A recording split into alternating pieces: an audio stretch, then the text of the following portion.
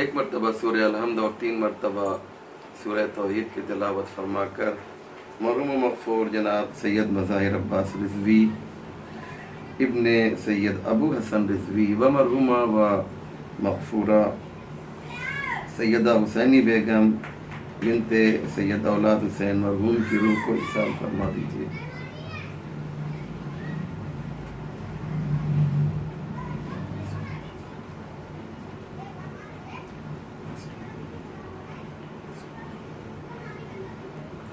لا حول ولا قوة إلا بالله العلي العظيم حسبنا الله ونعم الوكيل نعم المولى ونعم النصير أعوذ بالله من الشيطان اللعين الرجيم بسم الله الرحمن الرحيم الحمد لله رب العالمين والصلاة والسلام والتحیۃ والاکرام علی سید الانبیاء والمرسلین شفیع المذنبین مولانا ابی القاسم محمد اللہم صلی اللہ وعلیہ الطیبین الطاہرین المعصومین المظلومین المنتخبین ولعنۃ اللہ علی اعدائہم اجمعین من یومنا ھذا الی صباح یوم الدین رب اشرح لی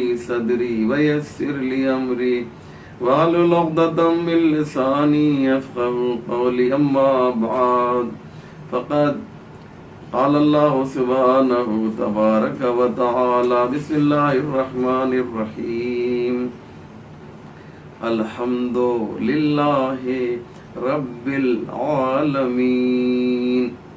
مومنین کرام السلام علیکم ورحمۃ اللہ وبرکاتہ۔ یہ مجلس ایصال ثواب ہے۔ برادر گرامی جناب سید حیدر عباس صاحب نے اپنے والد مرحوم اور اپنی جدہ ماجدہ کے ایصال ثواب کے لیے یہ مجلس برگزار کی ہے،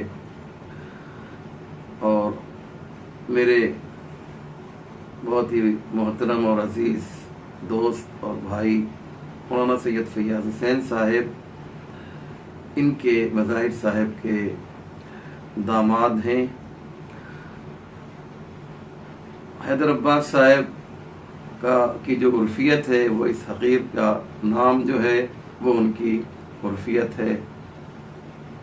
بہرحال چونکہ مجلس ایصال ثواب ہے اور ایک خطیب اور ایک ذاکر کے والد کے ایصال ثواب کے لیے مجلس ہو رہی ہے، لہذا موضوع کو مناسبت کو پیش نظر رکھتے ہوئے آج کی مجلس اسی اعتبار سے آپ کی خدمت میں پیش کی جائے گی۔ قرآن کریم کی جس آیت کو میں نے آج کی مجلس کے لیے سرنامہ کلام قرار دیا ہے، یہ وہ آیت ہے کہ کوئی شاذ و نادر، شاید ہی کوئی ایسا بدنصیب مسلمان ہوگا کہ جسے یہ آیت یاد، جی بولیے، یہ آیت یاد نہ ہو۔ اور وہ کون سی آیت ہے؟ الحمد للہ رب العالمین۔ سورہ الحمد کی یہ دوسری آیت ہے۔ سورہ الحمد کی پہلی آیت بسم اللہ الرحمن الرحیم ہے۔ ہمارے اعتبار سے سورہ الحمد میں جو بسم اللہ ہے وہ جزء سورہ ہے۔ اگر کوئی سورہ الحمد کی تلاوت کرے اور بسم اللہ الرحمن الرحیم کو نہ پڑھے تو گویا اس نے ایک ایسے سورے کو پڑھا ہے جس کی ایک آیت اس نے چھوڑ دیا ہے۔ میری بات واضح ہو رہی ہے نا؟ اگر کوئی مکمل سورہ پڑھنا چاہے تو اسے سورہ الحمد بھی، بسم اللہ الرحمن الرحیم بھی سورہ الحمد کے ساتھ پڑھنا ضروری ہے، ورنہ نماز باطل ہو جائے گی۔ یہ ہمارا نظریہ ہے۔ یہ سب مسانی کہا گیا ہے۔ لقد قرآن نے خود اس سورے کا نام بتایا ہے، یہ تنہا ایک ایسا سورہ ہے جس کا تذکرہ قرآن نے کیا ہے. لقد آتیناک سبعا من المثانی والقرآن العظیم. دیکھو ہم نے تمہارے لیے کیا بھیجا ہے؟ سبع مثانی والقرآن العظیم. میرے نبی ہم نے تمہیں 2 چیزیں عطا کی ہیں. ایک سبع مثانی یعنی 7 آیتوں والا سورہ اور قرآن عظیم عطا کیا. یہ فصاحت و بلاغت قرآن ہے، اس کے قربان جائیں کہ آپ دیکھیے اللہ نے کیا کہا.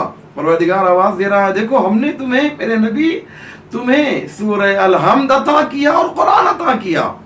یعنی ایک طرف سورہ الحمد ہے اور دوسری طرف قرآن ہے. اس سے سورہ الحمد کی عظمت سمجھ میں آتی ہے کہ سورہ الحمد کتنا عظیم ہے. یہ سورہ فاتحہ ہے، یہ مقدمہ قرآن ہے. سورہ الحمد یہ دیباچہ قرآن ہے، یہ پریفیس آف ہولی قرآن ہے. سورہ الحمد کیا مقصد؟ جو کچھ بھی آپ قرآن میں پڑھیں گے سورہ الحمد میں اس کا اشارہ موجود ہے. میں نے بہت بڑی بات کہی ہے. جو کچھ بھی قرآن میں بحث اور گفتگو ہونے والی ہے سورہ الحمد میں وہ بات موجود ہے. اسی سورہ الحمد میں بائے بسم اللہ بھی ہے.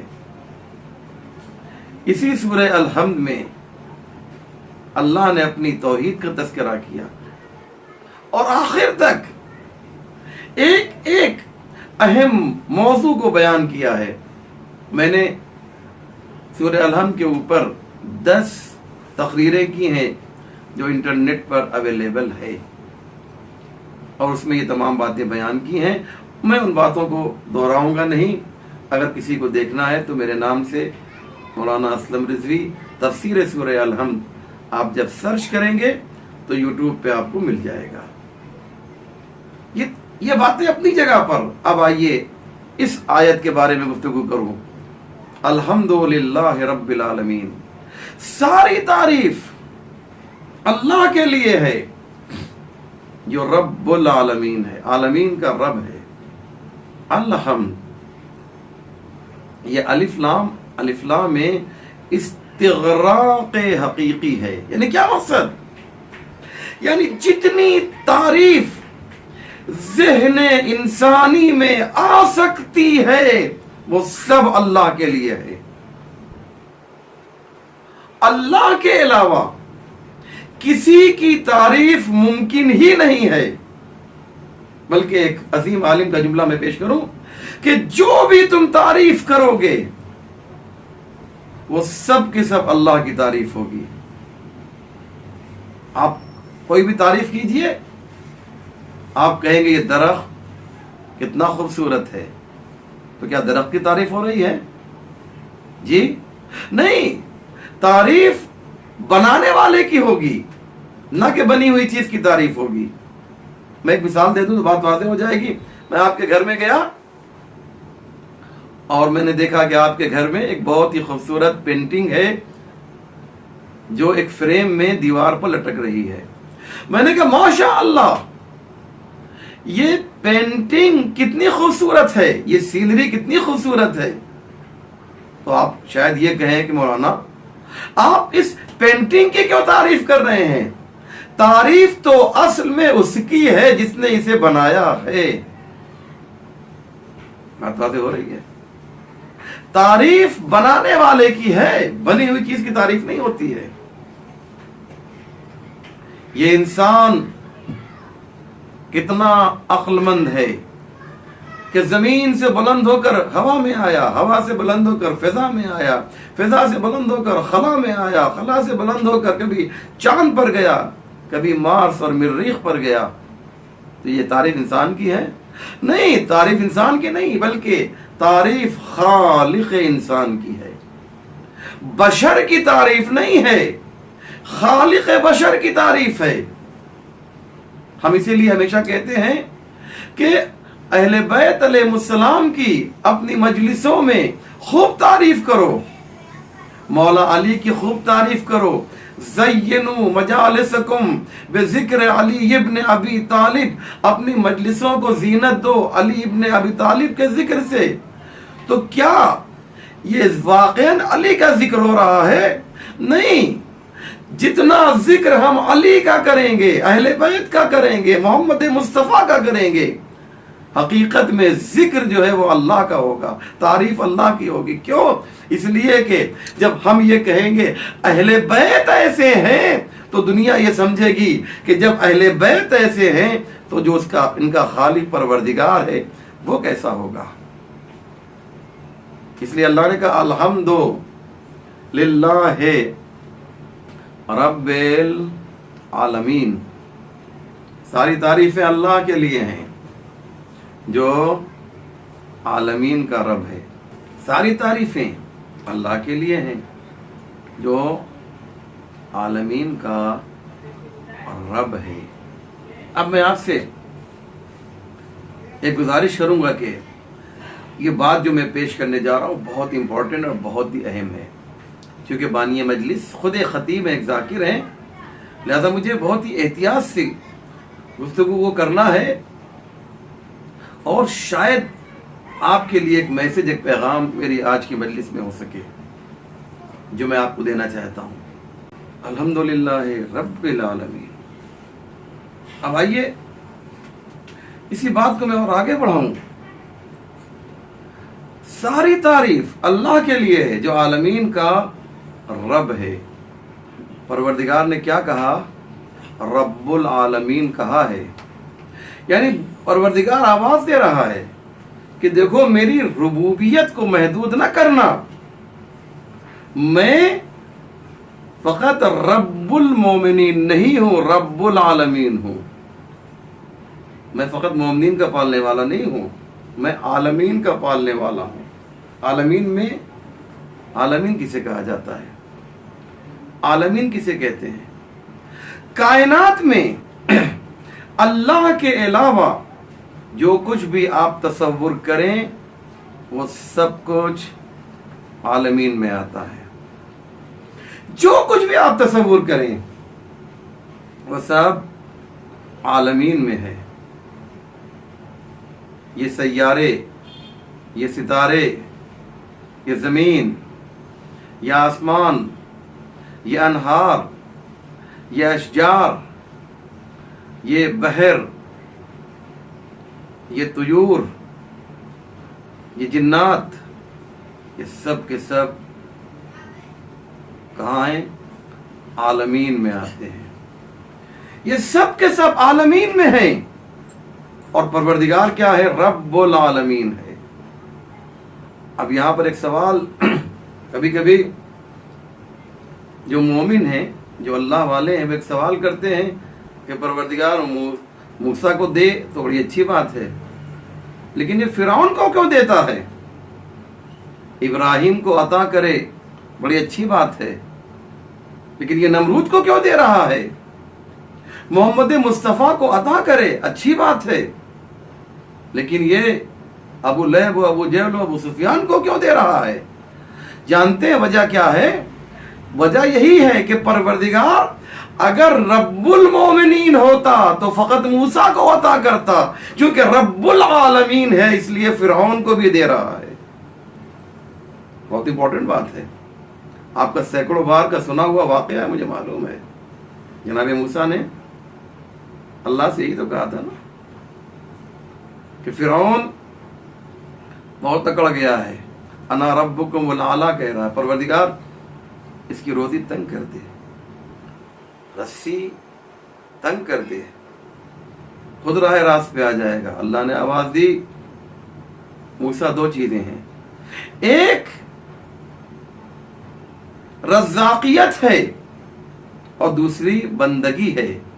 میرا کام ہے رزق دینا، اس کا کام ہے عبادت کرنا، بندگی کرنا. اگر فرعون اپنی بندگی کو بھول جائے تو میں اپنی رزاقیت کو نہیں بھول سکتا ہوں. میں تو رازق ہوں نا، میں اپنی رزاقیت کو کیسے بھول جاؤں؟ اب یہیں پر مجھے ایک बुजुर्ग आलिम गुजरे हैं आलम इस्लाम के, उनका नाम है अल्लामा औशजी। ये एक बात कहते हैं कि मौला अली ने फला की मदद की थी, फला की नुसरत की थी, इसलिए वो उनसे राजी थे। बहुत तवज्जो कीजिएगा, मैं इशारे में जो बात कहना चाहता हूं, चूंकि फला की मदद की थी इसलिए वो अली राजी थे। तो आइए इसी रब्बुल आलमीन से मैं जवाब देना चाहता हूं, यहीं से ये जवाब सामने आ जाएगा कि परवरदिगार ने मूसा से क्या कहा, देखो मेरा काम है रिस्क देना, फिरौन का काम है बंदगी करना। अगर फिरौन अपनी बंदगी को भूल जाए तो मैं अल्लाह अपनी रज़ाकियत को नहीं भूल सकता हूं। बस इसी तरीके से अली है मुश्किल कुशा, अली का काम है मुश्किल कुशाई। अगर सामने वाला एहतराम अली को भूल जाए तो अली जो है मुश्किल कुशाई को नहीं भूल सकते हैं। यह बकौल एक आलिम के, अगर अली का काम, अली है इमाम और जो भी अली के सामने है वो मामूम, अगर मामूम अपनी मामूमियत को भूल जाए तो अली अपनी इमामत को नहीं भूल सकते। अली का वजीफा मदद करना है, या अली अगर गैर भी कहता है तो भी अली मदद करते हैं। तभी तो कहना पड़ा ना कि अगर ये ना होते तो मैं हलाक हो जाता। इसलिए रब्बुल आलमीन, अल्हम्दुलिल्लाह रब्बिल आलमीन, सारी तारीफें उस अल्लाह के लिए हैं जो आलमीन के का रब है। आलमीन किसे कहते हैं? आयतुल्लाह मकारिम शिराजी ने कहा, खुदा के अलावा तुम जो कुछ भी तसव्वुर कर सकते हो, जैसा कि मैंने अभी अर्ज किया, खुदा के अलावा तुम जो कुछ भी तसव्वुर कर सकते हो सब आलमीन में आता है। तो अब जो भी इनका नुमाइंदा होगा वो भी आलमीन में आलमीन की सिफत लेकर आएगा। अल्लाह ने कहा, देखो मैं रब्बुल आलमीन हूं, मैंने जिस नबी को भेजा है वो रहमतुल लिल आलमीन है। मैं रब्बुल आलमीन, मेरा नबी रहमतुल लिल आलमीन है। अच्छा, अब नबी के बाद वली है, नबी के बाद जानशीन नबी है, तो जानशीन नबी के अंदर भी यही सिफत पाई जानी चाहिए। वही कमाल पाया जाना चाहिए। तो वो कमाल क्या है? उसमें भी सिफत आलमीन होना चाहिए। कुरान को भेजा तो कहा जिक्रा लिल आलमीन, कुरान भी आलमीन के लिए जिक्र है, आलमीन के लिए नसीहत का जरिया है। अल्लाह रब्बुल आलमीन, नबी रहमतुल लिल आलमीन, कुरान जिक्रा लिल आलमीन, और जो नबी का जानशीन है वो क्या है, उसे समाप्त फरमाइए। इन्ना अव्वल बैतिन वज़िअ लिन्नास लल्लज़ी बिबक्कता मुबारकन व हुदन लिल आलमीन। सबसे पहला घर जो बना है, इन्ना अव्वल बैतिन वज़िअ लिन्नास लल्लज़ी बिबक्कता मुबारकन व हुदन लिल आलमीन, जो मक्के में बना है, और हुदन लिल आलमीन, आलमीन के लिए हिदायत है। अच्छा ये बताइए, कहीं घर भी हिदायत करता है? काबा आपके घर पे आया हिदायत करने के लिए? किसी के यहां काबा चल कर गया? कहीं घर भी हादी होता है? कहीं घर भी हिदायत करता है? एक सवाल मेरा आपसे है। तो अब यहां पर मौलाना इब्न हसन नहरवी साहब अल्लाह मकामहू ने बड़ी प्यारी बात कही, उसे आप सुन लीजिए। اور اس سے بعد میں بہت سے علماء نے اس نقطے کو بیان کیا، کیونکہ میرے موضوع سے مربوط ہے، اس لیے میں چاہتا ہوں کہ اسے آپ سماعت فرمائیں۔ کعبہ کیسے ہادی بن سکتا ہے؟ ایک مثال، ایک صاحب جن کی ماشاءاللہ خوراک بہت اچھی تھی، وہ ایک جگہ گئے بعنوان مہمان، اور جب وہ کھانا کھا کے چلے گئے تو وہاں پر موجود لوگوں نے کہا یہ صاحب ماشاءاللہ ماشاءاللہ بہت ہی خوش خوراک ہیں، آج انہوں نے 5 پلیٹ کھایا۔ 5 پلیٹ کھایا؟ ارے کہیں پلیٹ کھانے کی چیز ہوتی ہے، پلیٹ بھی کھائی جاتی کا نہیں، یہ طریقہ ہے، یہ ادب ہے، یہ فصاحت ہے کہ ظرف بول کر مظروف مراد لیا جاتا ہے، یعنی جو چیز اس ظرف میں ہے اسے مراد لیا جاتا ہے۔ ہم نے کہا کہ 5 پلیٹ کھایا، یعنی 5 پلیٹ، جو پلیٹ کے اندر چیز تھی وہ کھائی گئی، 5 پلیٹ بریانی کھائی گئی۔ تو معلوم یہ ہوا کہ یہ قرآن بھی تو ہمارے ہی اعتبار سے آیا ہے نا، اس نے بھی اسی محاورے کو نظم کیا، اسی محاورے کو پیش کیا۔ اللہ نے کہا کہ کعبہ ہدایت کرتا ہے، کعبہ تھوڑی ہدایت کرتا ہے، جو کعبے کے اندر ہے وہ ہدایت کرتا ہے۔ اصل میں ہادی مولود کعبہ ہے، تو اللہ رب العالمین، اللہ کے بعد پیغمبر رحمت للعالمین، پیغمبر کے بعد جو کتاب ہے وہ ذکر للعالمین، اور پیغمبر کا جو جانشین ہے وہ ہے ہدی للعالمین، عالمین کی صفت لے کر یہ سب کے سب آئے۔ انشاءاللہ یہ موضوع بہت ہی طولانی ہے اور بہت ہی عمدہ ہے، اور میں تو ابھی تمہید ہی کی منزل سے تقریباً گزرا ہوں، لیکن چونکہ میں دیکھ رہا ہوں گھڑی کی طرف کہ وقت میرا تقریباً ختم ہو چکا ہے۔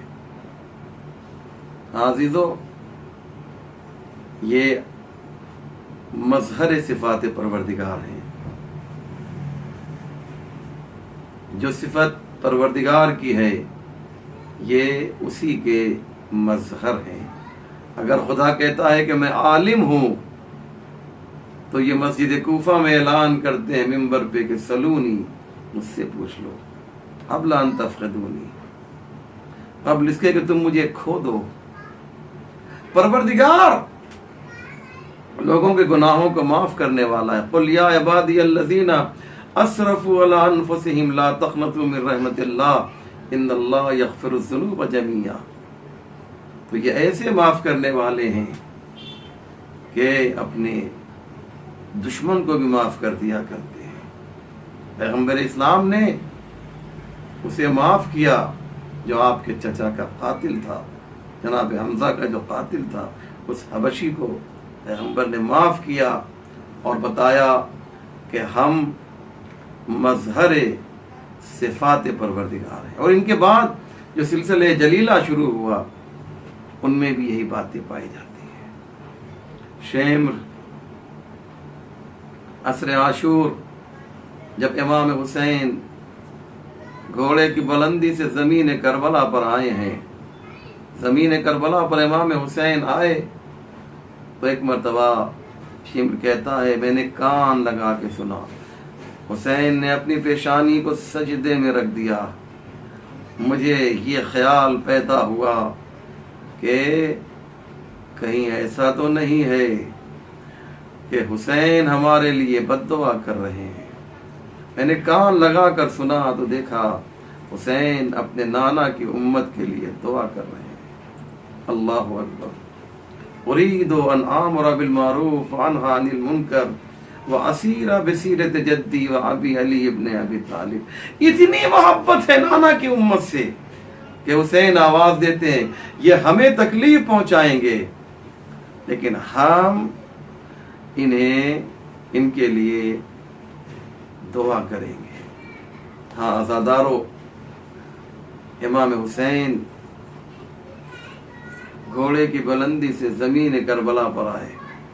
बस एक इशारा मैं करना चाहता हूँ आपके लिए, रोने के लिए यही काफ़ी है। ज़रूरी नहीं है कि मसाइब बहुत तुलानी, बहुत लंबा पढ़ा जाए, बल्कि अगर एक जुमले से दिल पे चोट लग जाए और आंखों से आंसू निकल आए तो समझिए कि हम कामयाब हैं। अज़ादारों, तज़किरा इमाम हुसैन का आया है। मैं चाहता ये हूँ कि इसी इमाम हुमाम का तज़किरा किया जाए, आसमान विलायत व इमामत के इसी तीसरे अख्तर ताबनाक का तज़किरा किया जाए, इसी इमाम का जिक्र किया जाए। ये इमाम कौन है? आप अपने घर वालों से रुखसत होकर मैदान में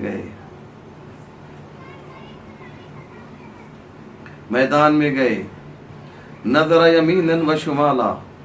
हुसैन ने कभी दाहिनी जानिब देखा, कभी बाईं जानिब देखा, और एक मर्तबा मख्तल की तरफ निगाह करके आवाज दी कि ए मेरे अब्बास, बेटा अली अकबर, मेरे चाहने वालों, अब हुसैन की जंग देखो, अब 3 दिन के भूखे और प्यासे की जंग देखो। हुसैन ने तलवार को नियाम से निकाला और दुश्मनों पे हमला किया और आवाज दी, आओ आओ आओ मेरे चाहने वालों, हुसैन की जंग देखो। अज़ादारों, हुसैन ने तलवार को नियाम से निकाला। जिस तरफ हुसैन पहुंच रहे हैं उस तरफ लाशों के अंबार लग रहे हैं। अली का बेटा तलवार को नियाम से निकाले हुए दुश्मन पर वार कर रहा है। दुश्मन के दरमियान से आवाज बुलंद हो रही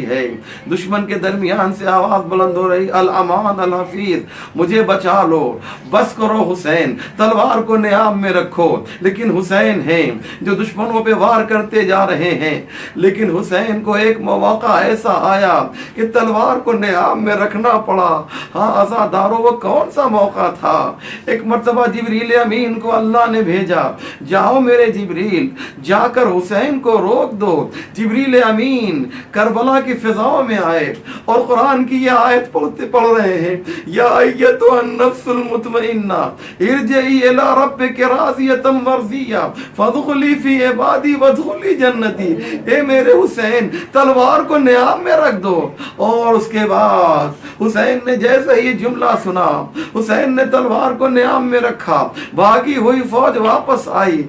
अरे जिसके पास जो कुछ था वो हमला कर रहा था। फर्जंदे फातिमा, अली का लाल कब तक घोड़े पर संभलता? अरे घोड़े की बुलंदी से जमीन पर आया। अज़ादारों, वो वक्त आया कि शिमर ने हुसैन के सर को कलम कर दिया आसमान और जमीन के दरमियान। अब फिर जिब्रील को आवाज देनी पड़ी, कद क़ुतिलल हुसैन बेकरबला, कद ज़ुबिहल हुसैन बेकरबला। हुसैन करबला में कत्ल कर दिए गए, हुसैन करबला में ज़िबा कर दिए गए। जिब्रील अमीन जो हैं ये आवाज दे रहे हैं, इधर जिब्रील की आवाज आ रही है, उधर जमीन करबला को ज़लज़ला आ रहा है, फुरात का पानी नेज़ों उछल रहा है। ये जमीन करबला को ज़लज़ला क्यों आ रहा है? गोया जमीन करबला आवाज दे रही है, इस गम को जमीन करबला बर्दाश्त नहीं कर सकती। फुरात का पानी नेज़ों उछल रहा है, गोया शर्मिंदगी का ऐलान कर रहा है, ए मेरे मौला मुझे माफ कर दो।